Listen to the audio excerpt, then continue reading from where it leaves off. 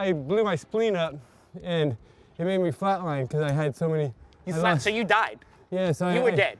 Whoa, hold on. Yeah. You flatlined. You were dead. Yeah. How long were you dead for? Take the helmet off and let's talk about this.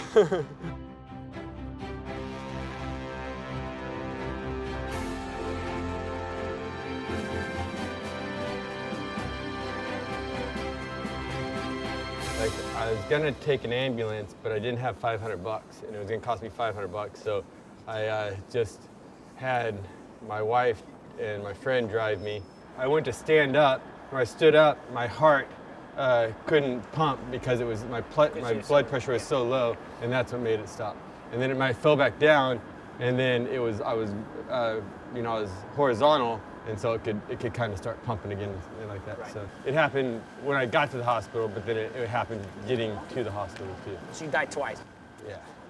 How long have you been a professional BMXer for? 35 plus 1 year, because that would make me, so 36 years. 36 years. Yeah. So 36 years you're riding your bike, so you've been crashing now for 36 years. Yeah, I might be the best. Best at crashing. Yes.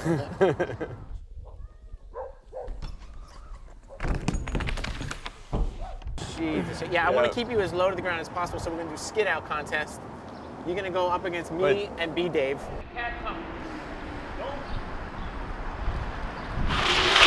What? Woo! Damn, Dave's winning. Oh, he's getting styly. You're losing, Dave. Yeah! I had my meniscus taken out when I was 17, so my knees have kind of worn a hole into each other, so they still feel like they're, even if I don't have an ACL, they feel like they're kind of, they don't want to move too much. I did a test study for the Lars ligament people, so they gave me a free ligament, and so I brought it to, I brought it and put it in my pocket when I went in for surgery, because I was like, you had it in your pocket. Yeah, so I was like, you had a ligament that they're gonna put in your body, in your dirty ass jeans, in your pocket. It's like, let's see how good Retta's skid is.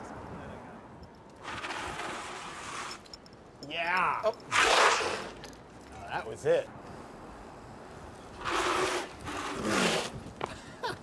Oh, surfer. oh, Yes. wait, hold on, where's, I gotta do my showmanship. Oh yeah, okay, thanks. Yeah, there it is. Oh, God. I know everybody knows this story, but there was a piece of the story that you told me afterwards that not a lot of people knew, and it was about when you got surgery on your knee in some sketchy-ass hospital in Canada.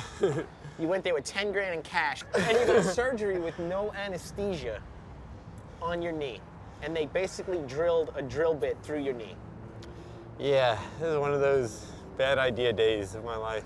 Whenever they first start, like the very first maybe 1/8 inch to 1/4 inch of bone is really sensitive, like it's like shocky sensitive. And then when they get inside, when they break through that, the top of your bone, they get into the marrow, it's like a kind of a dull sensation to where it's totally manageable. But whenever they break out the other side, it's that same thing where like, ah! And so when they broke out the other side, they had this drill bit hanging out like this, but then they have to undo the drill bit, and then they have to pull it over here, and then pull it out like that. And so he didn't have anybody to hold the drill while he undid the drill bit, so I had to hold the drill as he undid the drill bit.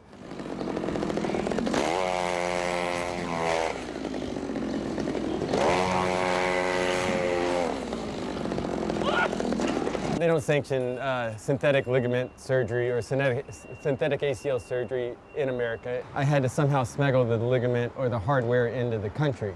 And so how I do that is I'd have it shipped from Dijon, France to my Canadian distributor, have him repackage it with Hoffman bike tags and send it to me as samples to approve.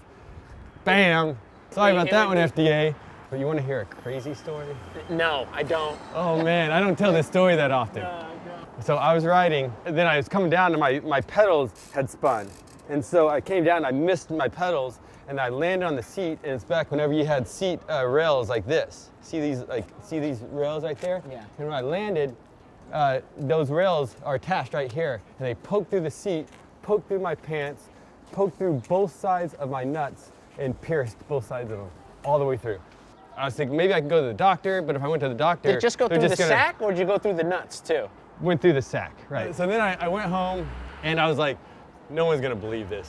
And so I took a camera and I filmed them just to show like that I pierced both sides of my nads. So I tried to figure out how am I gonna do this. So I shaved them up, and then if you ever pierce your nads, No, it never happened. but they're like it's like this skin that's like it folds in like this. So I'd have to, so it wouldn't like the two pieces that were pierced wouldn't go together and scar up. So I'd have to pull it out, and I put it back together, and then put duct tape stereo strips on it, and then made a duct tape ball case.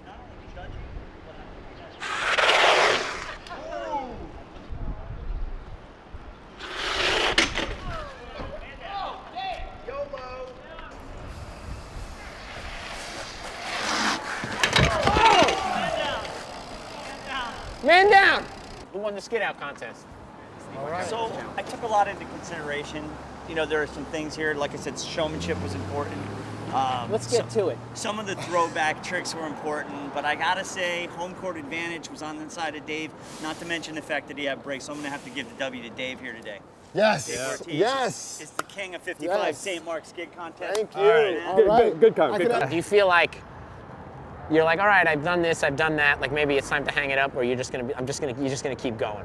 I don't know. I have moments like that. Like this last year when I rode Danny's ramp and I went bigger and I've gone, you know, and I really was feeling, like this year last year I was 43 and I was just like, man, I'm 43. I'm an old man. I don't need to be like pushing myself like this. But I just felt I felt it inside me and it had to come out. But then I started riding a ramp a couple weeks ago, a big ramp at Woodward West, and I'm like, man, I love these things. It's like, that's just what it is, dude. That view is just so beautiful. And when I love to fly and I love to ride, and when I can turn my bike like an aircraft of sort and fly with it, that's pretty rad. The day you go, would you want to go like on your bike? You know, like Would I that said, be like the ultimate kind of thing, or nah? I don't know, because it's not.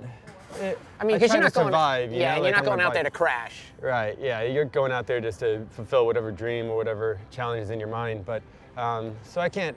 No, I wouldn't want that to happen. I think I would like to die picking a flower. That's it? I mean, this probably is the worst idea I've ever had in my life. I don't want to get Matt Hoffman killed.